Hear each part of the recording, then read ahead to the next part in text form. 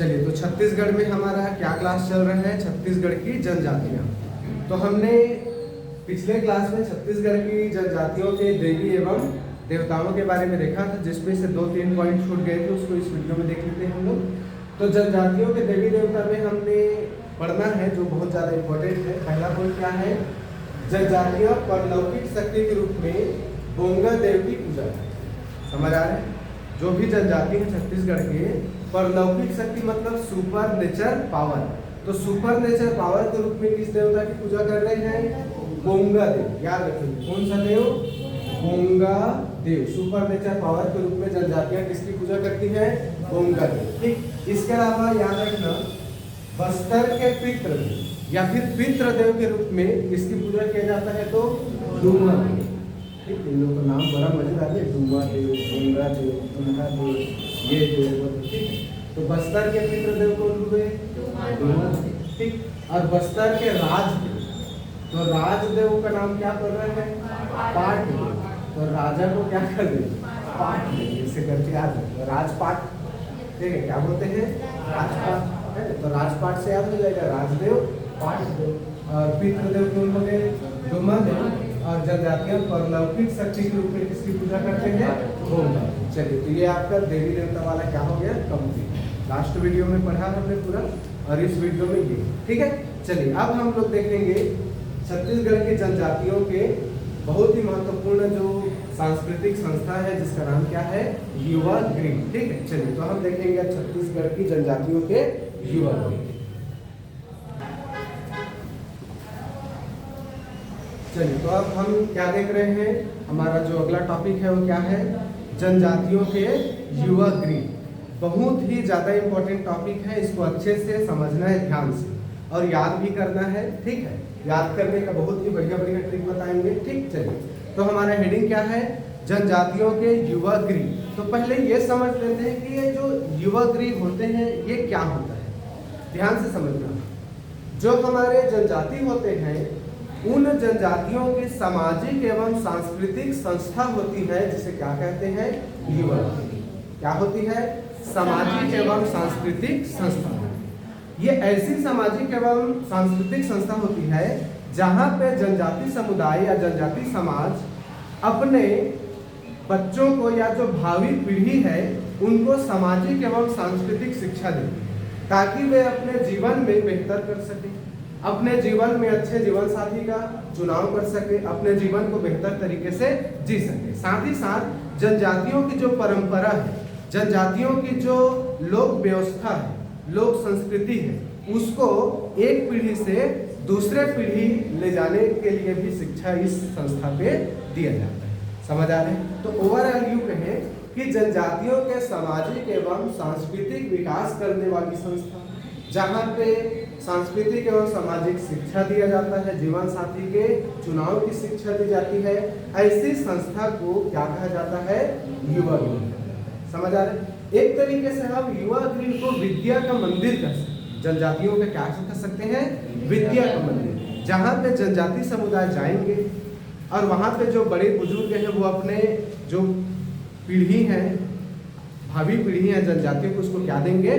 शिक्षा देंगे। कैसी शिक्षा? सामाजिक शिक्षा, सांस्कृतिक शिक्षा, जीवन साथी के चयन का शिक्षा। समझ आ रहे हैं? क्लियर है?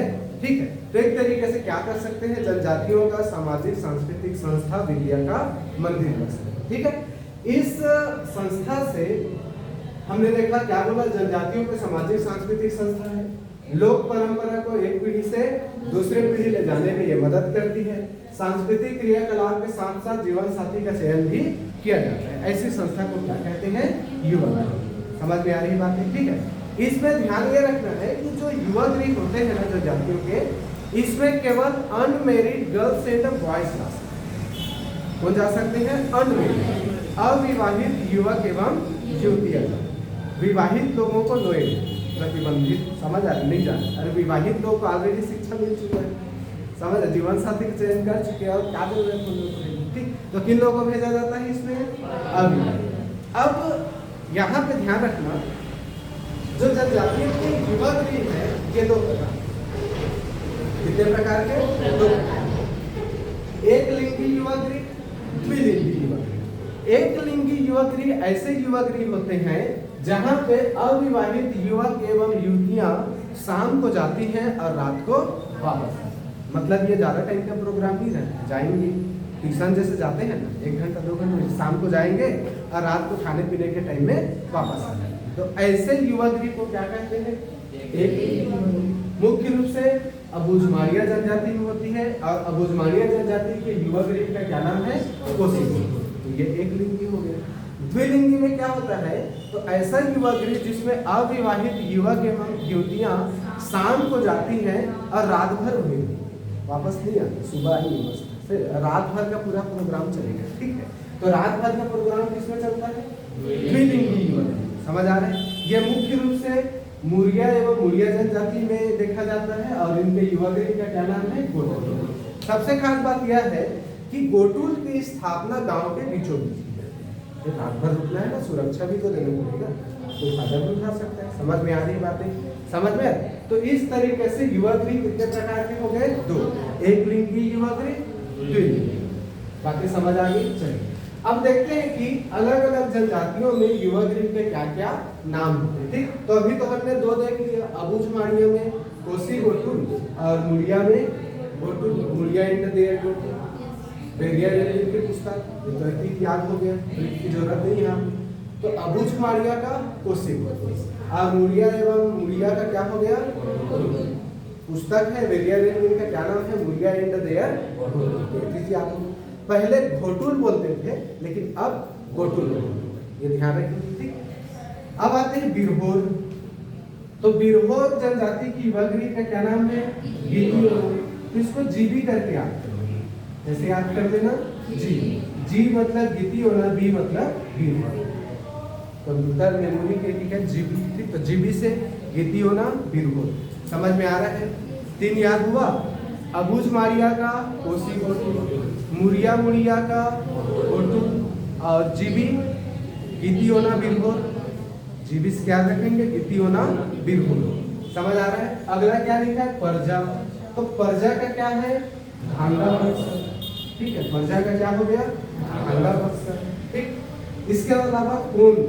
तो कोन ध से याद रखेंगे, धांगड़ घर। कोन में क्या शब्द है? ध। तो ध से क्या पकड़ना है? धांगड़ घर। कोन ध, ध से धांगड़ घर। ठीक, चलिए उराव धूमकुरिया, मजे का घर, धूमकुरिया, कुरिया बोलते हैं चलिए, तो हमारा घर में क्या बोलते हैं? कुरिया, धूमकुरिया। तो उराव लोग क्या करते हैं? धूम मचा लेते हैं, धूम मचा लेते हैं। ठीक, उन लोग अरे युवा गृह में क्या क्या होता है? डांस होता है, गीत होता है ना, मांदा ध्यान, पूरा मतलब व्यवस्था। रात भर समय बिताना है ना, तो कैसे बोरिंग होकर नहीं कर सकते। लेक्चर भी तो नहीं सुनते रहेंगे ना, जब मैं आपको पूरा दिन भर पढ़ाते चलो बोरिंग लगे, बीच बीच में हंसाऊं है ना, नाच के दिखा दूं, थोड़ा सा गाना गा दूं, बाजा बजा दूं, किससे क्या होगा? मन बना रहता है। ऐसा पूरा फुल व्यवस्था रहता है। उराव लोगों में इसलिए क्या कहा जाता है? धूम। समझ में आ रहा है? ठीक है, इसके अलावा भुइयां। तो भुइयां को पूरा रंग रंग कर देना है। ठीक, भुइयों को क्या कर देना है? पूरा रंग बंग कर देना है। ठीक है, यहाँ पे नीली पोत दिए, यहाँ कत्था पोत दिए, यहाँ पे छुरी दिए। समझ में आया? अलग अलग कलर में पूरा सजाना है। याद रखिए, भुइयां, भुइयां मतलब जमीन। जमीन को क्या करना है? पूरा रंग भंग, रंग रंग भर। ठीक है, तो भुइयां से क्या हो गया? रंग भंग। अब भारिया घसरवास, भारिया से क्या हो गया? घसरवास। ठीक, तो भारिया से क्या रखेंगे? घसर भरना। ठीक है, घर को भरना है। घसर में घर, घर में क्या करना है? भरना है। अब क्या भरना है ये मत पूछो, समझ में आ रहा है? ठीक है, जो मन लगे भर। तो इस तरीके से ये जनजातियों के युवा गृह में क्या है? नाम याद रखना, सही जोड़ी मिलाव करके पूछना। जैसे मुरिया एंड देयर गोटुल थे, तो हर आदमी की जुबान में रहता है। तो यदि ये चीज को क्वेश्चन में पूछेगा तो यहाँ कोई कॉम्पिटिशन नहीं, क्योंकि हर पढ़ने वाला बना के आएगा। लेकिन यदि आपको पूछ दिया परजा, याद नहीं रहता है जनरली, तो याद रखना है परजा धांगा बक्सर। ठीक है, जैसे बोल दिया कौन, कौन धा से धांगा, ऐसे पकड़ना है चीजों को।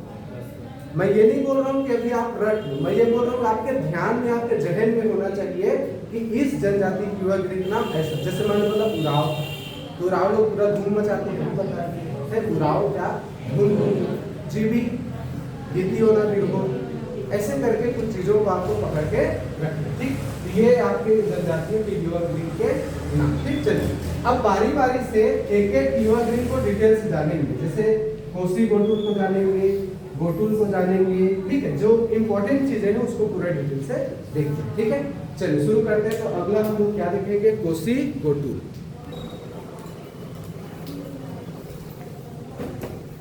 चलिए आगे बढ़ते हैं। तो जनजातियों के युवा गृह में हमने देखा कि कौन कौन से जनजाति का कौन कौन से युवा गृह उसका हमने नाम देखा। अब नाम के बाद में हम आगे देख रहे हैं कि अलग अलग जो युवा गृह है उसके बारे में जानते हैं। ठीक है, तो सबसे पहले किसके बारे में जानेंगे, कोसी गोटुल। ठीक, तो अब ये कोसी गोटुल किस जनजाति का है, तो अबुझमारिया जनजाति के युवा गृह का क्या नाम है, कोसी गोटुल। ठीक है, अबुझमारिया जनजाति के युवा गृह का क्या नाम है, कोसी गोटुल। अब इस कोसी गोटुल में होता क्या है, तो 8 से 10 साल के जो बच्चे होते हैं उनको यहाँ पे शिक्षा दी जाती है, जब तक विवाह न हो जाए तब तक। ठीक है, अब विवाह न हो जाए तब तक मतलब नहीं कि एक बार अंदर घुसे फिर बाहर नहीं जाए, मतलब जाते रहेंगे वहां पे जाके क्या लेंगे, शिक्षा लेंगे, है ना। अभी तो 8 से 10 वर्ष के बच्चों की शिक्षा विवाह होने तक किया जाएगा। जैसे हम लोगों का जो समाज है उसमें बच्चों की स्कूल भेजते हैं, तो इन लोगों का स्कूल क्या होता है, युवा गृह। हम लोग आंगनबाड़ी भेजते हैं, पहली दूसरी प्राथमिक क्लास चलता है, ये हाई स्कूल चलता है, इन लोगों का क्या चलता है, युवा गृह। तो 8 से 10 वर्ष के बच्चों को शिक्षा दिया जाता है, विवाह होने तक देंगे।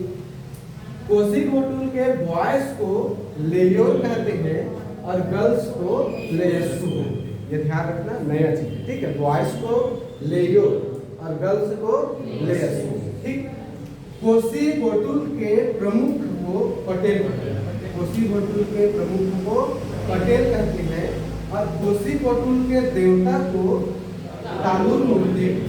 ठीक है, कोसी गोटुल के देवता को क्या बोलते हैं, तालुल बोलते हैं। समझ में आ गया, लड़का को लेयो, लड़की को लेयसु, प्रमुख को पटेल और देवता को तालुल बोलते हैं। तो ये हो गया आपका अबुझमारिया जनजाति के युवा गृह जिसका क्या नाम है, कोसी गोटुल। अब इसके बारे में बताएं कि एक लिंग की युवा गृह कैसा है, एक लिंग की युवा गृह। चलिए अब आते हैं दूसरा हमारा धुन। तो धुन कौन मचाते हैं, उराव, ये बताया थोड़ी देर पहले। ठीक, तो उराव जनजाति के युवा गृह का क्या नाम है, धुन। अब धुन कुलिया में ना हमको 4 चीज याद है, लड़का को क्या बोलते हैं, लड़की को क्या बोलते हैं, लड़का प्रमुख को क्या बोलेंगे और लड़की प्रमुख को क्या बोलेंगे। तो याद रखने का ट्रिक बहुत ही शानदार है। ध से धुन कुलिया, तो ध से पूरे याद रखना है, ध शब्द से पूरे याद रखना है। लड़का को धांगर, लड़की को धांगरी, है ना। ठीक है, लड़का को क्या बोलेंगे, धांगर, और लड़की को धांगरी। और लड़का प्रमुख को क्या बोलेंगे, धांगर। ठीक है, क्या बोलेंगे, धांगर। और लड़की मुखिया को बारकी, बकरी मत बोल देना, झगड़ा हो जाएगा। ठीक है, पता चला सर हम लोग बकरी बारकी। ठीक है, क्या बोलेंगे, बारकी धांगरी। क्लियर है भाई। चलिए, तो उराव जनजाति की युवा गृह का क्या नाम हो गया, धुम कुलिया। तो धा से पूरा याद रखना, लड़का मुखिया को धांगर, नहीं, लड़का को धांगर, लड़की को सदस्य ना, मतलब लड़का सदस्य को धांगर, लड़की सदस्य को धांगरी, लड़का प्रमुख को धांगर महतो और लड़की प्रमुख को बारकी धांगरी। समझ में आ रहा है। चलिए अब आते हैं सबसे इम्पोर्टेंट हमारा जो अगला युवा गृह है, मूरिया जनजाति का गोटुल।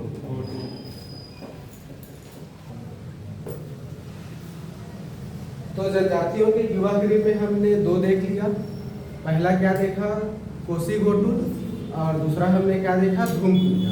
अब तीसरा है हमारा क्या, गोटुल।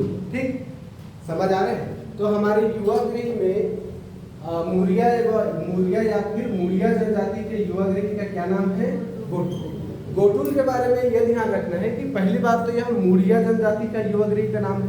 दूसरा, इसकी उत्पत्ति लिंगोपेन देवता से मानी जाती है। गोटुल की उत्पत्ति किससे मानी जाती है, लिंगोपेन देवता। और याद रखना, जिस जगह पे गोटुल स्थापित किया जाता है उस गोटुल के बाहर में, उस गोटुल के बाहर में लिंगोपेन देवता को स्थापित किया जाता है।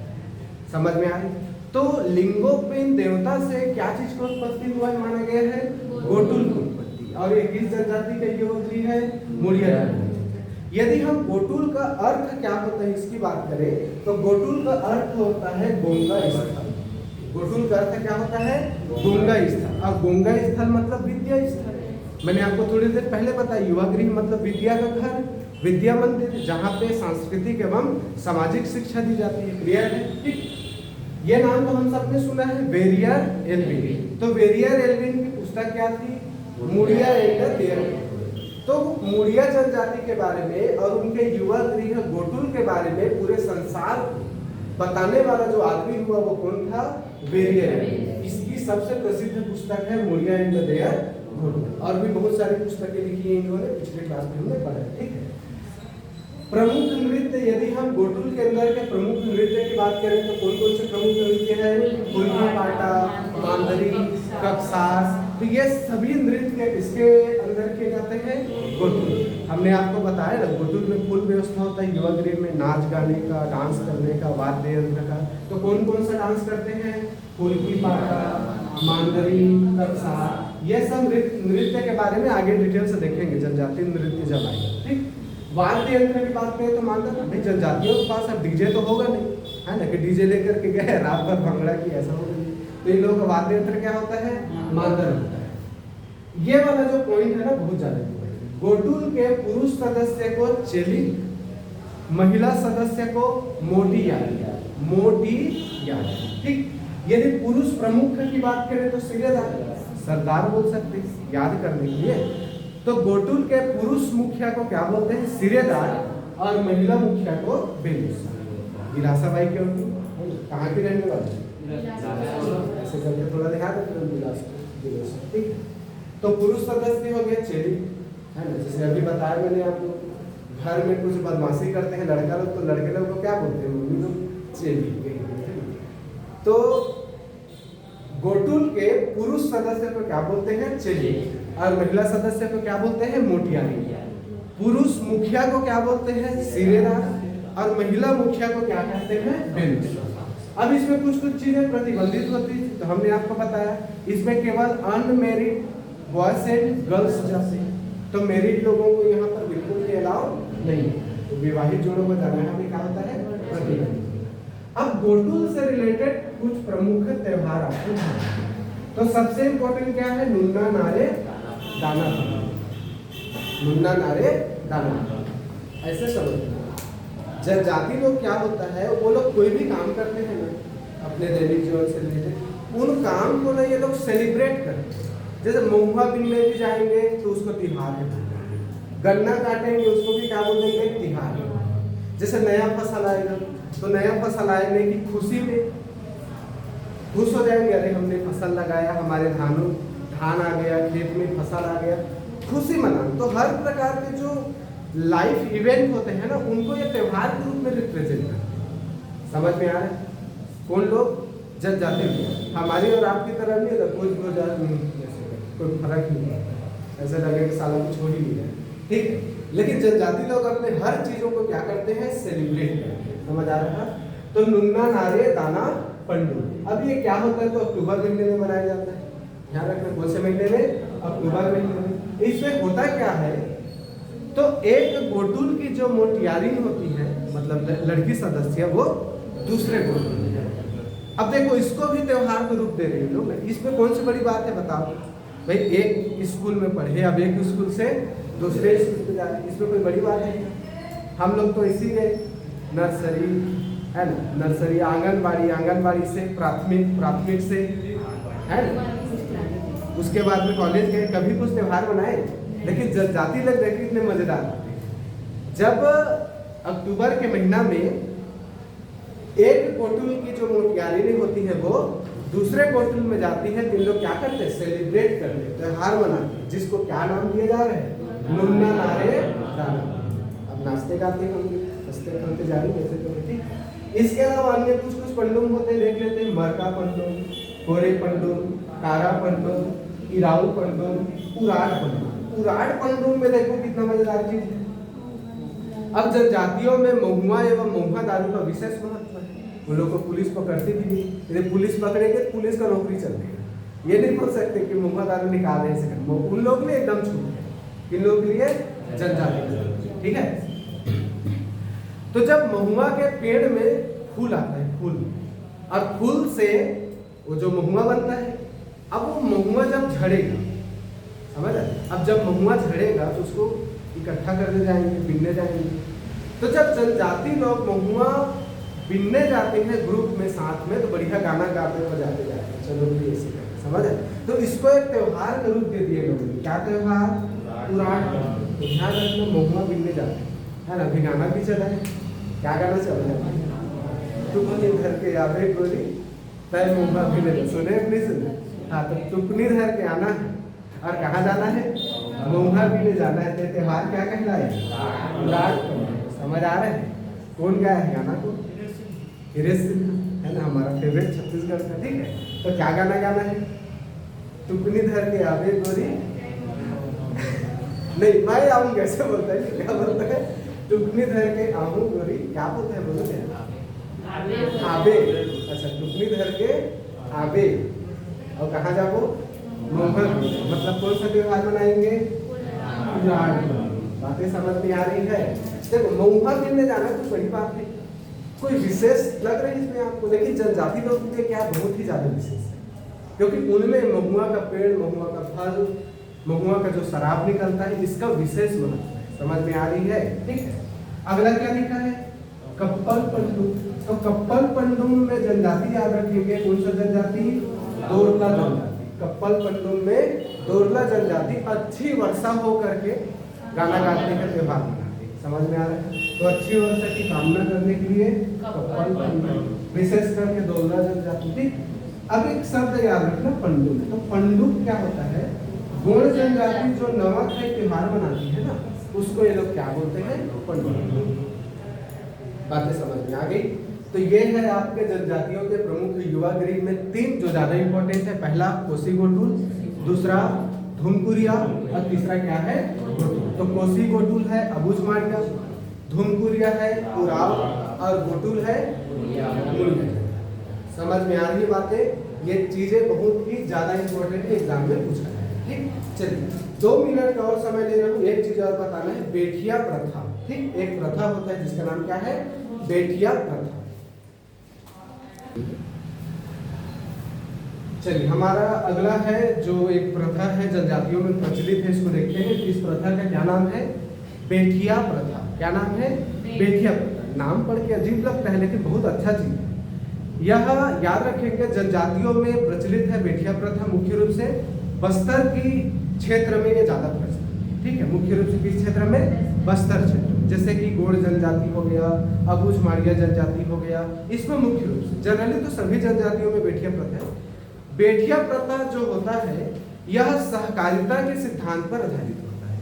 ठीक। क्या बोला मैं? बेठिया प्रथा सहकारिता के सिद्धांत पर आधारित होती है। अब सहकारिता मतलब सामूहिक सहयोग। जैसे मान लो जनजाति में किसी व्यक्ति या किसी परिवार पर कोई दुख आ गया, जैसे किसी के घर में कोई खत्म हो गया, या किसी के यहाँ कोई शादी हो रहा है, तो किसी व्यक्ति या किसी परिवार के सुख एवं दुख में वो जो जनजाति समुदाय होता है, समाज होता है, सब मिलजुल करके उनका क्या करते हैं? मदद करते हैं, सहयोग करते हैं। इसी को क्या कहा जाता है?